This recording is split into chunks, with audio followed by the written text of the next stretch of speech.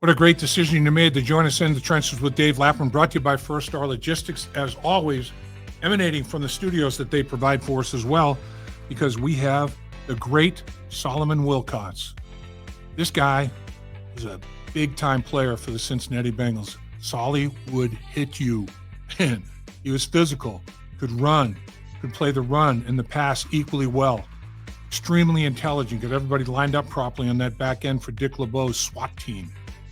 Then he's gone on to an unbelievable broadcast career in terms of calling games, podcasting, Sirius XM NFL radio, outstanding, doing the morning shows. He was at the Combine, getting great interviews there. We talked to him about that. We talked to Solly about unrestricted free agency and the upcoming draft for the Cincinnati Bengals. He's got opinions on that as well. Very interesting to hear him talk about Shedeur Sanders, who is a fellow Colorado alum. Very, very intriguing. He met with him at the Combine. Solly's got some good stories there. Solomon Wilcots. He is football.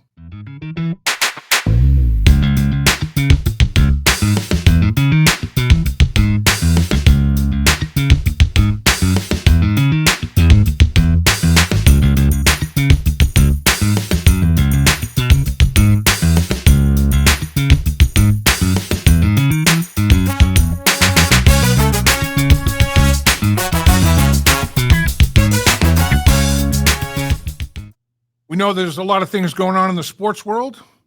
Most recently here, crowning of a national championship in college basketball, the Florida Gators. What an effort they had. What a tournament they had. Man, doggedly determined. Came back. Every single game they seemed to have to mount a comeback, and they did it. They ascend to the top of the mountain. With that said, the fact that you joined us in the trenches with Dave Lapham, brought to you by First Star Logistics, as always, emanating from the studios that they built for us, which are second to none. We've got a guest to talk football with us who is second to none as well. Solomon Wilcots was one hell of a safety for the Cincinnati Bengals. Solly was physical, man, smart as a whip, physicality. I mean, in space, one-on-one. I never saw a missed tackle. I mean, just taking people on, big linemen, one-on-one, stack and shed those bad boys. Solomon Wilcots could get it done, and very intelligent. Dick LeBeau loved Solomon Wilcots back there with the SWAT team, getting things done for the Cincinnati Bengals secondary. And we are pleased to be joined by the man right now who, by the way, got into the broadcast world and dominated that aspect of it as well. He's done it all. And tremendous podcast that Solly does every single day, basically, as well as his other responsibilities. Solly, what's happening, my man? How you be? Hey, I'm doing great. Fresh off of fully recovered from my shoulder surgery. You have a joint replacement. That's kind of like a new body part, Dave. Yeah. It's like when you love the game, when you let them do all kinds of things to you, and here we are, man, brand new, feeling great, getting in shape again, getting ready for the summer. And I'm enjoying it. I still love covering this league. I still love the nuanced stuff that we have to deal with. And I'm excited about the upcoming 2025 season for the Cincinnati Bengals. I'm excited. Yeah, no question about it, Solly. I mean, shoulder replacement, man, that's no joke now. No, I mean, it's not. The shoulder joint, that's one of the ones that kind of moves every direction possible. I mean, That's right. That's some unbelievable rehab there. And think about it, going into, I lost total. I couldn't get a can of beer off the counter. I couldn't even close my car door after I got in it. Wow. That's what happens when you play this game, and you leave a lot. The game takes a lot, but I wouldn't change a thing. I wouldn't. And we just so happen to live in one of the best cities in the country, you and I, right here in Cincinnati. And Dr. Paul Favorito, he's one of the best shoulder guys in the country. and he was able to do it. And I'm telling you, he put me back together again. He made me brand new. You go. And I can now do things that I could not do. I had lost the function on that side of my left shoulder, but I got a new joint, new shoulder, and I'm like brand new. I'm telling you, and I'm 60, but I feel brand new. You look great, Solly. There's no question about it, man. And you do a hell of a job. You are a football savant. There's no doubt. Love talking football with Solomon Wilcots. And you mentioned the city of Cincinnati, and with the signings, the unrestricted free agency signings. First they extend Joe Burrow's contract and lock him up for a number of years. And then they say, okay, Joe, we're going to make sure that you have your two receivers, and Chase and Higgins, lock them up, 4-year contracts. There's only 6 4-year contracts so far on unrestricted free agency that have been given out. 1 5-year, 6 4-year contracts. The Bengals have 2 of them to those 2 receivers. So they made a commitment, to retain their own. They're building a culture here in Cincinnati. The city of Cincinnati, as we know, it's a great city. Yeah. It's located right in the middle of the country, where you can get everywhere you need to go in a reasonable amount of time. Yeah. And when you look at the video that's on Bengals.com of Joe Burrow, greeting his 2 newly signed wide receivers in the locker room, you look at. We talked about. You talked about your teammates, and when you play with the Cincinnati Bengals with that SWAT team, these guys are close friends, family, really. I mean, you can see it with the embrace, the way they feel about each other, can't you? Look, it's real. It's palpable. You can feel it. You can see it. And I think it speaks to who they are as young men. Joe Burrow, Tee Higgins, they came in together, the same draft in 2020. To a team that was looking for young leaders, for young guys who had to step up immediately.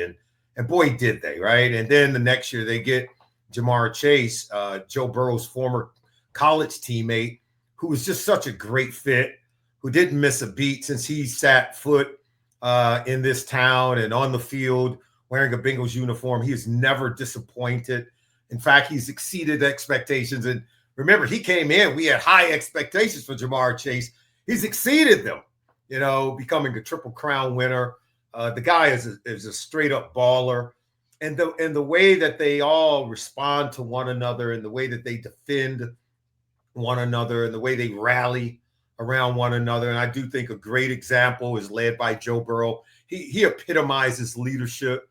You remember after that early loss to Baltimore, Joe Burrow was hot. They score almost 40 points. They go in overtime. Should have won the game, right? Yep. He was hot. And I think at that point he realized that, that he wasn't dealing with just any team and it was going to take more to become a winner here. He knew that. I think because he played lights out. I mean, he was great, but yet they scored 30 or more points in 8 games this year and lost in 4 of them. So I think he uniquely came away from the season, the fact that they won 5 straight to close it out, but still missed the playoffs. I think he uniquely understood that I'm going to have to do more. And I think that's why he went on this tour promoting his teammates. It wasn't that he was going against the team. He literally was standing up for Tee Higgins. He was standing up for Ja'Marr Chase. He's standing up for Trey Hendrickson. He understands the guys that he wants on his team and in the huddle with him to go to battle with, because he knows he can't do it by himself. And I think that's the mark of true leadership. And I think he's exuded phenomenal leadership since he first arrived in 2020. And I can't tell you, no one was more elated than I was when those contracts got done for Ja'Marr Chase and Tee Higgins, because T's a very special young man too. And I think I'd be remiss if I didn't point that out. I just think he's not a diva. It takes a lot to have someone like a Ja'Marr Chase getting the lion's share, but yet he still feels comfortable in his skin. This Tee Higgins, if he has to be the number 1 receiver, he could do it. But if he's asked to be the number 2, he's okay with that. And even Jamar was like, no, none of that 1 and 2 stuff. You know, I love the way that they vibe with one another and the way they support one another, and they refuse to be divided. That's the mark of true leadership. They have all the ingredients that you need to become champions. There's a third signing, Mike Gesicki, signing a significant contract as well, averaging over $8 million a year in his contract, 3 years for $25.5 million. Mike Gesicki is a unique physical specimen as well as a receiver, because that's what he is in my mind. A tight end / wide receiver. He can put his hand in the dirt at the end of the line of scrimmage at 6'6" and 235, 40 pounds or whatever, but he can also flex in the slot. He can also line up in a trips formation and run routes. And you've got 2 long receivers in Higgins and Gesicki that present challenges in that regard in terms of contested catches down the football field. But again, even at that size, being able to sink their hips, get in and out of cuts, and run precise routes. And then Jamar Chase doing what he does, lining up anywhere, motioning anywhere.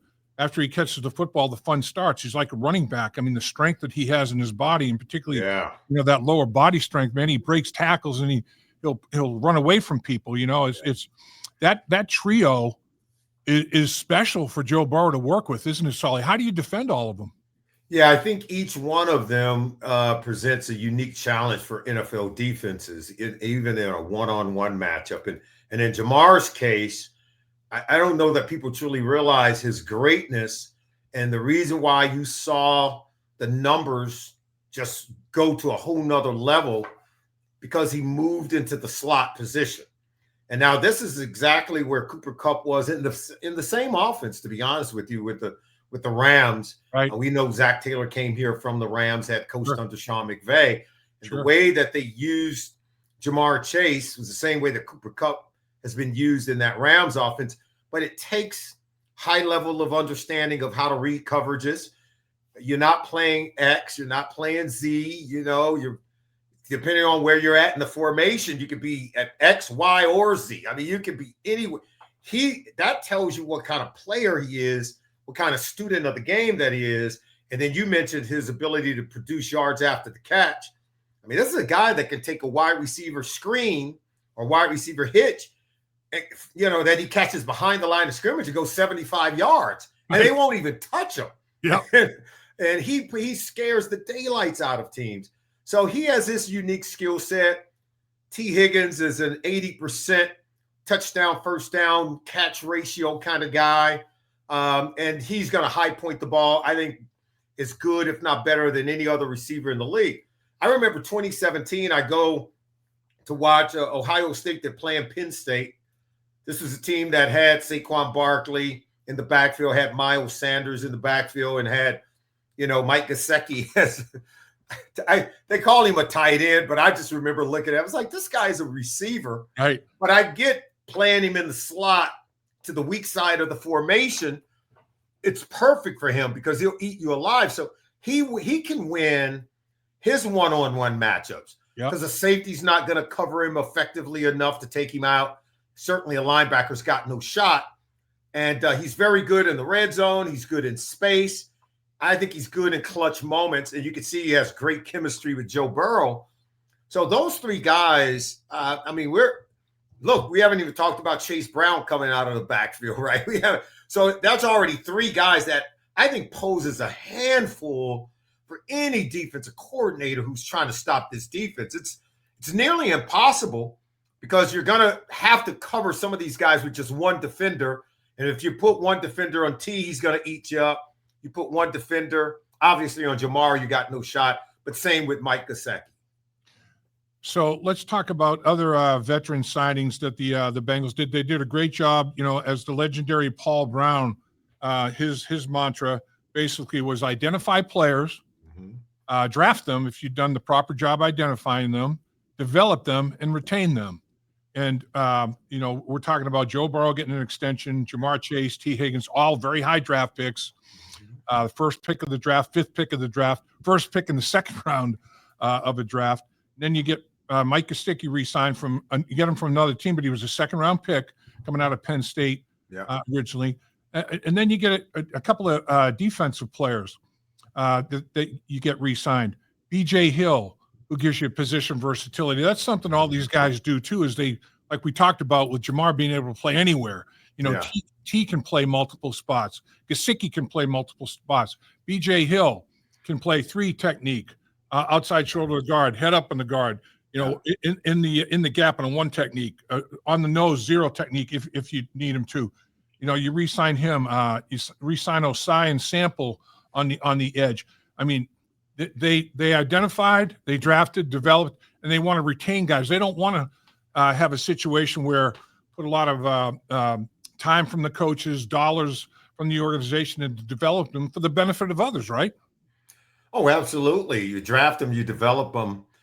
And it's hard to keep them all. Like, think about this. This league is designed the way with free agency, the way their rosters and salary cap is structured, is to turn some of that talent over to the free market, because even the players union all agree that, if the players hit the market, their value goes up. Sure. And other teams are gonna sign those players. If you are a Cincinnati Bengal and then you hit the free agent market, I think the Jesse Bates deal showed you that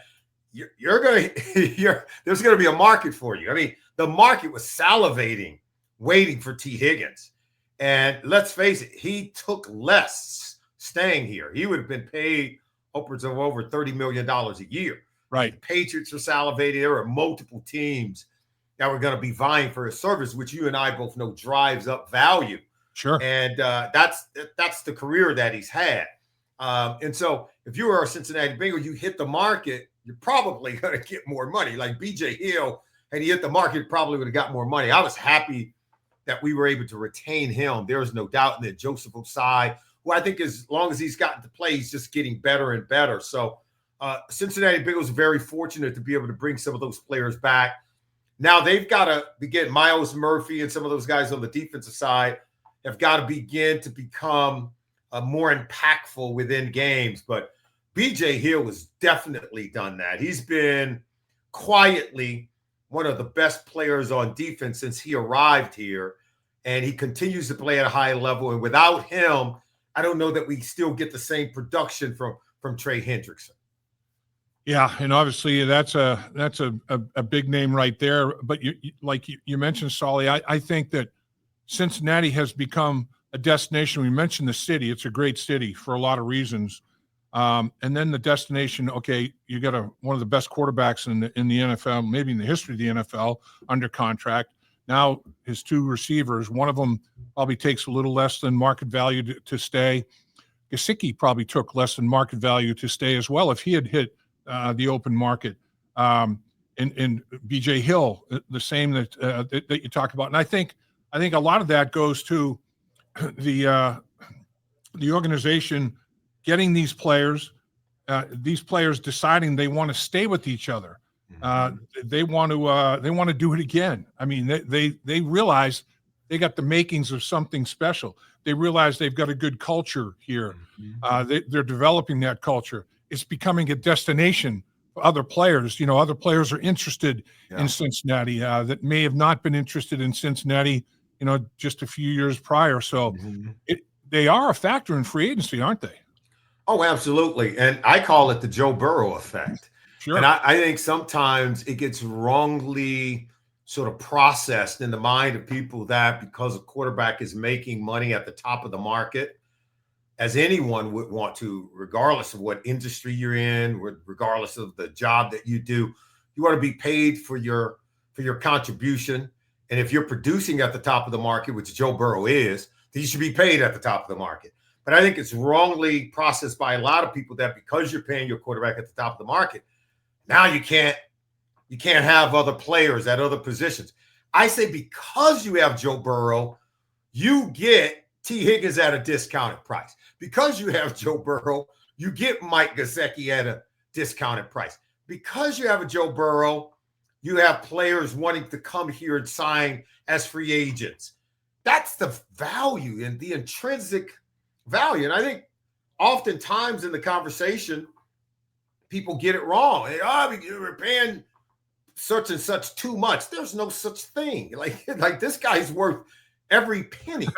He impacts your team in so many other ways that sometimes you and I both know, Dave, is not fully realized. Sure. And people tend to be so short-sighted to what a player like Joe Burrow does for a franchise. And that's why he's paid at that level. That's why Pat Mahomes is paid at that level. We could Josh Allen, for instance, in Buffalo. We could go down the line. There's only a few of them. We're fortunate to have one, right? Now, so that means you got to pay the piper, but also understand that with other players, you may not have to pay as much. And with other players who want to be here, you're not holding them hostage. They're volunteers, right? because number 9 is on your team, because Joe Burrow is your quarterback. So he impacts the team, I think, in so many wonderful ways. And I think every now and then we have to stop down to recognize that. So in free agency, the Bengals over $110 million. I mean, it was pretty extraordinary. 17 free agents, 13 of their own. Some were draft picks, some were from other teams, as we mentioned, Mike Gesicki, B.J. Hill, but a lot of their own draft picks that they developed and retained. And then 4 from other franchises. And 2 of them were interior offensive and defensive linemen. And I think if you're going to target a couple of position groups that the Bengals need to address and up the ante a little bit, would be in those areas, the interior, the offensive and defensive line. They signed Lucas Patrick to a 1-year deal. He's been in the league for a while. He's a 9-year guy. He can play that guard position. And then TJ Slaton, the big defensive tackle.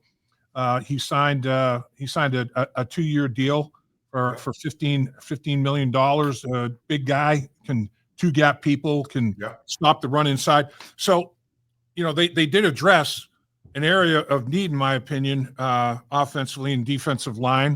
Do you think that they have enough left to do a little more? Or first thing they got to do is sign Trey Hendrickson, right?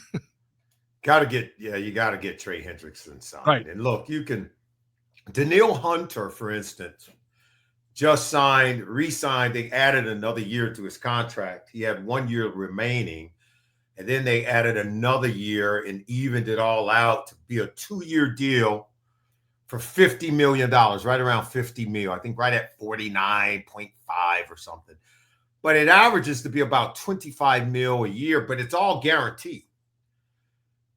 You and I both know Trey Hendrickson, that's the floor, right? Right. And I'm not trying to spend the Bengals money for him, but I'm just saying, for a guy who's done what he has done, and I know position versatility is means everything. And someone's going to say, well, he only plays the one position. You know where he's going to line up. Those other guys like a Max Crosby, who's making $35 million a year, he moves around. Myles Garrett making $40 million a year, he moves around. Like that helps the defense. And I would ask, well, why isn't their production what Trey Hendrickson is? Right. Like if you told me that they moved around and they had better production, right, I said, okay. But all that moving around still doesn't get you the same production that Trey Hendrickson gets you. I'm lost on that argument, because at the end of the day, it's about production. Sure. You can move the guy around, but if he's not productive in doing so, what does it matter? And sometimes we get lost in the weeds trying to devalue a player by emphasizing the wrong things. And that's what I think we've kind of gotten into, some of that. We even begun to devalue one of our best players. Like I hear some of the conversations, well, he doesn't do this. Well, he doesn't. Okay. I know on Sundays, I can't tell you how many times when I said, all right, we need somebody to close out this game. We need somebody to get a sack. Guess who? Trey Hendrickson's getting the sack. Front and center. Against a double team. I'm like, oh, thank you. And now I want to get into the offseason and say, well, he doesn't do this and he does. That's losing perspective on who your real key producing and most productive players really are. And I think it's a dangerous mindset to build around. No, he's not Myles Garrett. I don't even think Trey Hendrickson is even telling you that he's Myles Garrett. No one is. He's one of one. Right. Now, the only thing that Max Crosby has, he's younger. Right? Yeah. Something tells me that if he was younger, this contract would be over right now. I think it'd be done. But he's 30, and I think the Bengals have some reticence about investing into a player at that age because will he hold up? I mean, I think that's legitimate. But at the end of the day, at least he ought to be Danielle Hunter at $25 million a year. Right now, he's set to make $15 million going into 2025. So that's a $10 million raise. And if you guaranteed it, I mean, I think I'm not trying to say what Trey would settle for, but somewhere between the 25 and the 30 mil a year. And if you can get him to 50 mil guaranteed over the next couple of years, that would go a long way in helping him take care of his family. So I like that. TJ Slaton, by the way, loved the signing. I thought that was just good business, was smart. This guy is capable, played in a lot of big games, played a lot of football. He reminds me of a BJ Hill, kind of a bigger guy, but he's very equal in terms of just being a true pro.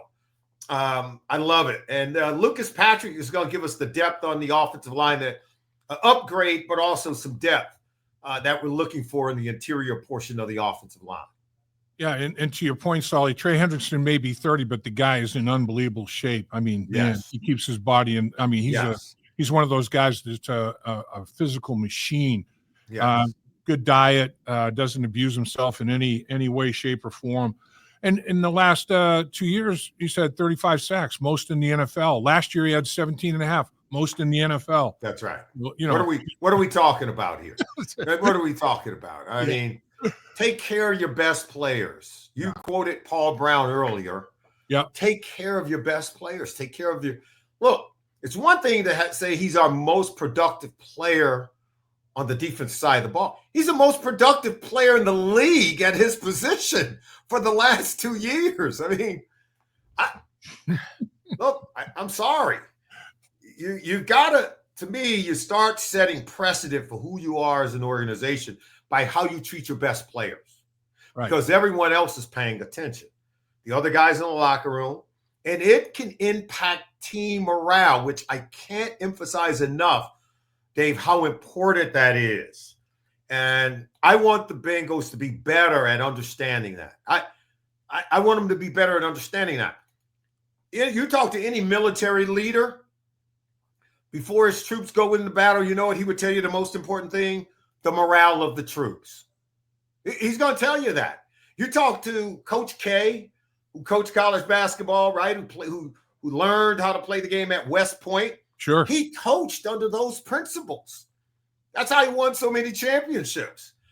You talk to any coach worth their salt, they're going to tell you the morale of my players, the morale of the team, our ability to not be distracted in any way, shape, or form by knowing that we're all in it for one another. And that's from the top down, that the organization loves its players, and that the player loves the organization it's playing for, and that the coaches love the players, and the players are beholden to the coaches and don't want to disappoint them when they go out to perform.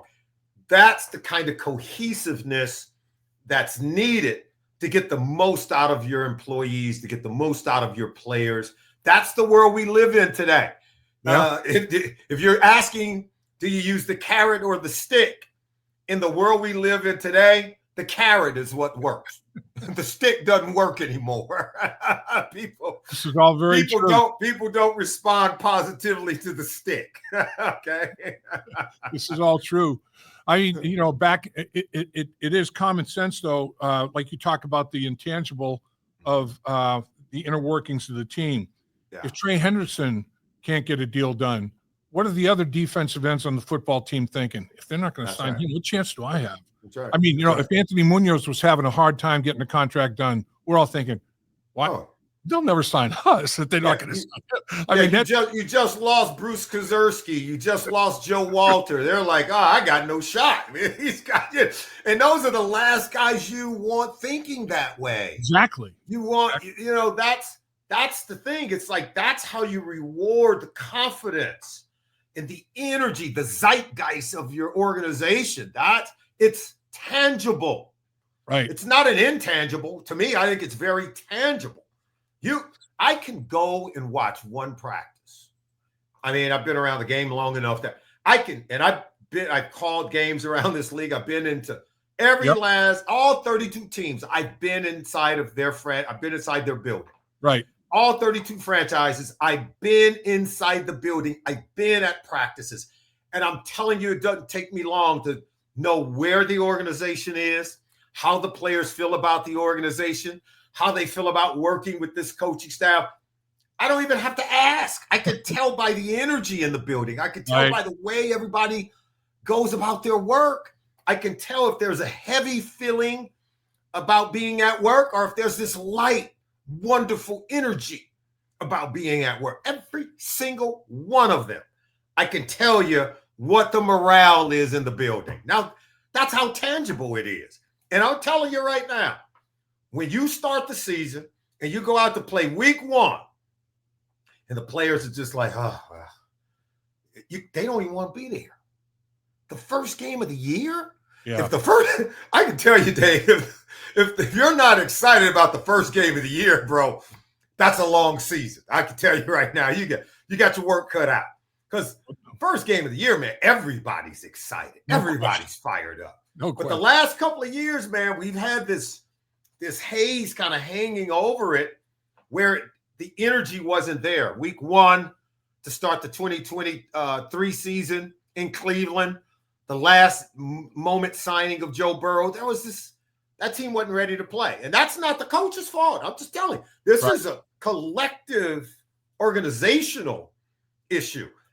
The same thing in 2024. Jamar wants to be there. This guy is a hard worker. We know. Everyone's wondering what's going to happen. What's going to happen?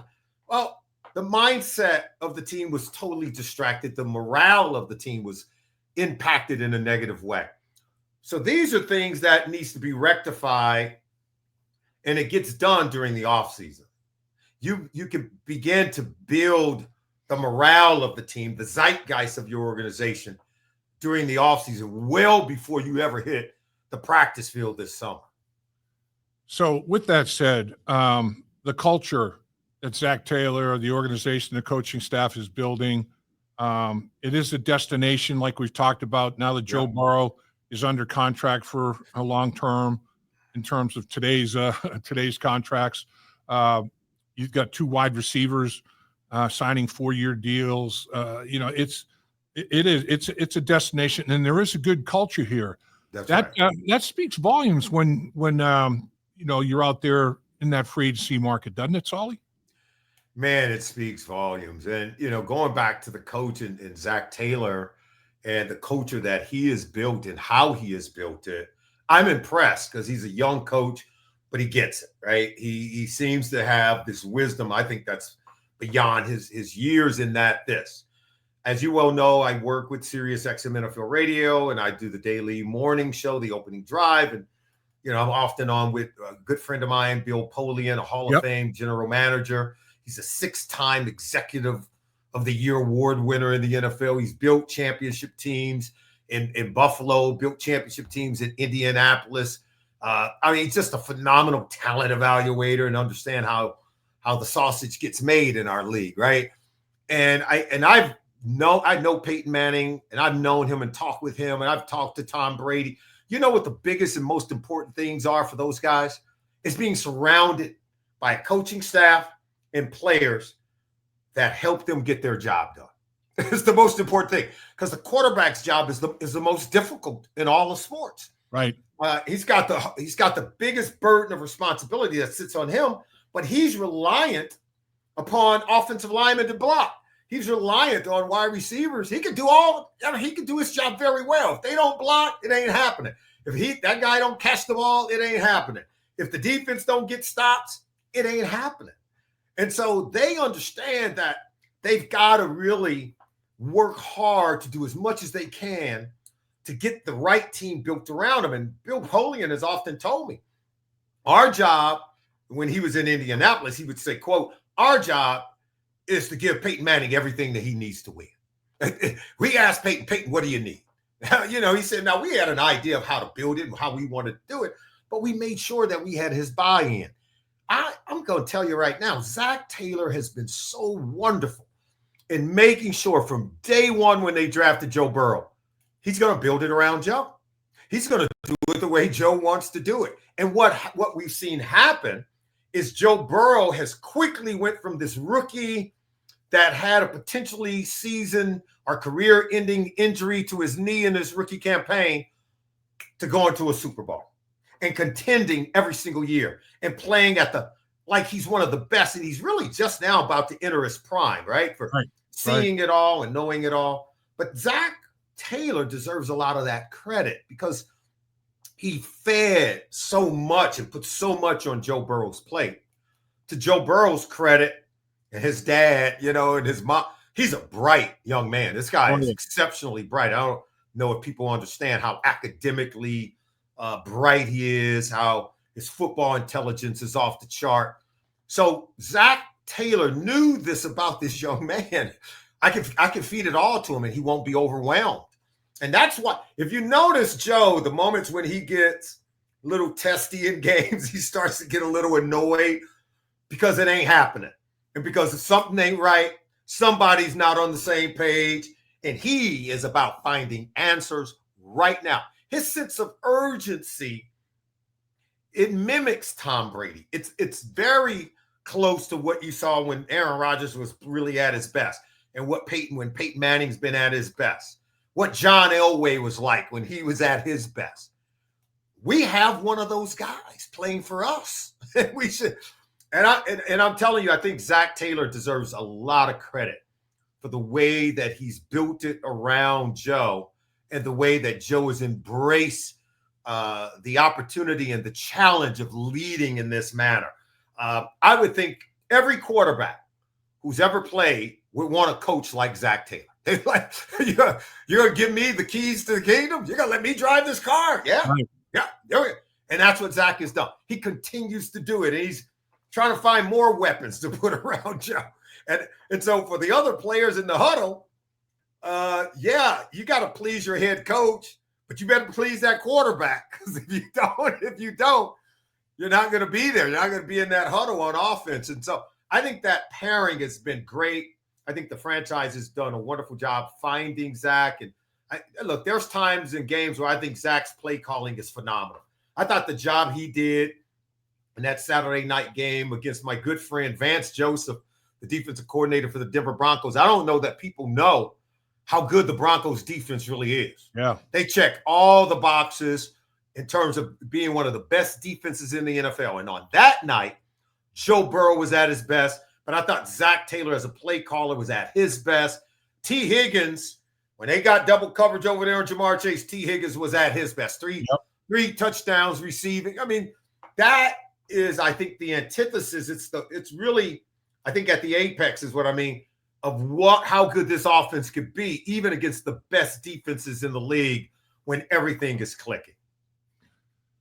So, Solly, I can't not discuss the rookies, the upcoming rookies in the draft, the 2025 draft, because listening to you on Sirius XM NFL radio is phenomenal. And I mean, your guests at the combine were extraordinary. Your coverage was extraordinary. It was really remarkable, really good radio. So with that said, the time that you spent out there, all the people that you were able to visit with, is there anybody, be it player, coach, general manager, whatever, did anybody really strike you as, wow, this guy, he's even more impressive than I thought, or anything like that? Yeah, I mean, there were some good ones. Xavier Watts, free safety for Notre Dame, was a guy that I was like, oh man, if we could get this guy, I came away, wanting to start texting some of the coaches like Duke told me, hey man, can you do me a favor? It's like, and I was just so impressed. I didn't have Cam Scatterboot on the show, but I got a chance to meet him, got to see him, and I just watched some tape on him, and I'm like, the Bengals could use a running back like this guy. He brings a physicality, reminds me of John Riggins. He reminds me of the guy nobody wants to line up and tackle, if you know what I'm saying. Like, now that Joe Mixon's no longer with us, we need a running back like that that's going to – I think our offense is great. I think we need that one player that brings a certain physicality to our offense that we currently lack. And you and I both know that can usually come through a running back or a tight end. Mm-hmm. It usually comes through that kind of guy. And rarely does it come through the receiver. It can happen, but it's rare. But it usually comes through that running back or that tight end, like a Mark Bavaro, that's just like, stay away from this guy, Cam Scatterboot is that kind of dude. He hunting you up. You're not going to have to look long to find him. He's coming. And you better bring an extra chin strap because he's going to put the same foot in the ground, same shoulder, and he going to drop it on you. So I really love him. But I'm going to tell you the player I was most impressed with. He's not on our menu right now, and that's Shedeur Sanders. Now, I'm a Colorado guy, sure, but this isn't why I'm talking about Shedeur. And the reason why, because it surprised me.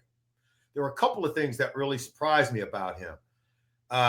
His humility, his leadership, and the fact that the guy has this sense of understanding of who he is. Like, he knows he's Deion Sanders' son, but he also knows that he's got to live up to it. And he doesn't shy away from this. He doesn't shy away from it. And he joked. I remember he told a joke. He was on the show and he says, I told my dad, okay, now you're going to have to really start coaching. You had it easy all these years because I was your quarterback. Now you're going to have to really coach and win some games. I laughed because I'm like, I just thought, you're giving your dad a little bit of flack and starting to poke at him. Now, I thought that was great. But, I asked him about the leadership. Talk to me about, because I've seen the way that players rally around him. I've seen, I've been back, I go back to Boulder pretty often, and I've just seen the way the players, for the first time in University of Colorado history, the entire team had a grade point average of over 3.0. Wow. I mean, that's impressive. I mean, it's never happened in over 100 years that they've been playing football in Boulder, Colorado. And I'm thinking, okay, the quarterback is part. So I start talking to him, and he says, he said, look, he says, my whole life we've been able to go places and do things as a family and as a player. He works with Tom Brady, and he talked about the leadership in critical moments in games, fourth quarter, third down, final 2 minutes of each half. I'm like, wow, this dude's got a football IQ. He's learning from Tom Brady. Tom has really taken a great interest in Shedeur. But where I really was blown away when he began to talk to me about the things that he has done when he was at Jackson State and over the 2 years since he's been in Colorado, he would finance it himself. And he would pay for the guys on the offense. They fly to Houston, Texas, and they would rent hotel rooms for the entire week, and they would just practice in the summer, okay? And they would just throw balls, call plays, whole week, 5 days. And they would go out in the evening. They go out, have dinner, steak dinners. He said some of the guys at Jackson State, they had never even been out of town. They had never been in these hotels or in these cities where they get to live like this. Yeah. He said, many of my teammates, and that's why he wanted to do the NFL showcase in Boulder, because he felt a lot of his teammates who he felt should have been invited to the combine were not. And he said, well, since they weren't invited to the combine, we're going to take the combine to Boulder, Colorado. And that's why he and Travis Hunter worked out at that showcase, because he knew all the cameras would show up, but they wanted to showcase their teammates. How many young men do you know think about others, particularly at that young of age? And I'm telling you, he's a phenomenal leader. And just those stories that he told me while I was interviewing him on the opening drive, I came away very impressed. And to me, those are the things that I look at when we look at leadership. We look at, servant leaders, right? Tom Brady was that way. Peyton Manning was that way. It wasn't about them. It was about what they could do for the team to help the team be better. And in return, the entire team ends up improving. Those other quarterbacks that I mentioned, they understood that. The fact that Shedeur understands that this early in his career, I thought it was fascinating. There's no question about that whatsoever. Let's talk about the draft that Shedeur is part of. Mm-hmm. I mean, there's no way you can project who's going to have a Hall of Fame career. That's impossible. Yeah. But there are a handful of very dominant football players in every draft, and this draft has their handful. But the thing that impresses me most about this draft, Solly, is the depth of it. Maybe like from I don't know, a little bit beyond pick 5 to pick 35. There's not a huge drop off of talent. It seems like there's quite a bit of talent available to teams on a round by round basis. It seems like the depth is fairly extraordinary. Am I off base on that? No, I think you're right on that. And maybe not in those top, if you got a top 10 pick, maybe you're not as excited because there's no Myles Garrett there, right? There's no Joe Burrow there. Yeah. Right. I don't even think there's a Jamar Chase there, right? It's just, but when you get outside the top 10, there's a lot of really, really good football players. Like the running back draft classes, I think phenomenal. Everyone knows about Ashton Genty from Boise State. He'll be electric. He's a 3-down player. Omarion, the running back from North Carolina, from UNC. I think he's phenomenal, by the way. I think he's really good. Marion Hampton. And then I've already talked to you about Cam Scatterboo, who could be there in the second or third round, right? And then you've got there's these other running backs. The guys from Ohio State, I think, are great. I'd take either one of them. And Travion Henderson and Judkins, I'd take either one of those guys. But so it's really good. If you think about the interior defensive tackles, for instance, University of Michigan and Mason Graham, as well as Kenneth Grant, those guys are going to go, and they're going to go early. Yeah. I like the Ole Miss defensive tackle, Walter Nolan. Yep. I really like him. And if he's there at 17, do you take him or Jahad Campbell? If I got either one of them dudes, I'm taking them. Now, obviously, we got greater needs on defense. I just think we need the stud defensive player that's a locker room changer, game changer. He makes your whole team better. I think Campbell is that kind of player. I think Nolan, I'm telling you, I've seen this guy on tape. He's disruptive up front. But if we got Campbell at 17, I'd be drooling. Because he can play edge in your 3-4 defense, but he can play your Mike off-ball backer in a 4-3. And if we're looking for someone to kind of man the middle, to be a complement to who we already have in Logan Wilson and Jermaine Pratt, this guy is going to be tough to keep off the field. He's going to wear the green dot. He's going to be phenomenal. I mean, whoever he ends up playing for, that guy's he's going to make a name for himself in this league. I think that, being a former interior offensive lineman for the most part, I think that the interior of the Bengals offensive line, the interior of the defensive line are two areas that need to be, addressed a little bit. And I think there's a lot of depth in those two within that position group of offense and defensive line. I think the interior has some depth to it in this draft. Do you agree? Yeah, and I think that's why I think the offensive linemen, the interior offensive linemen, they feel like they can get in the mid rounds, maybe third or fourth round, right? Yeah. Because there is that much depth that there's your player that goes in the second round at that position, say like the second best guard, marginally better maybe than the 10th best guard, but they're all stacked right in there. And so I think they're going to draft an interior offensive lineman. Yep. But the needs are so great on defense, right? There's just to have an impact player. Mm-hmm. We've got impact players on offense. Right. You and I both know both tackles are phenomenal. Look, I'm not trading our two offensive tackles for anybody. Okay, I mean, they're big, they're massive, and they're going to continue to get better. Obviously Orlando Brown Jr. is there. He stays healthy. He's one of the best in the game as far as I'm concerned.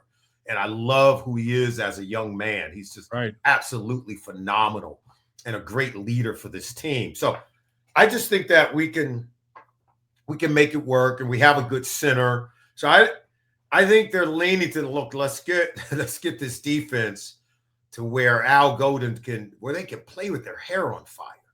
You and I both know the way that this offense is going to score, the way we're expecting them, they can hit the ground running. That you don't need a defense that's dominant.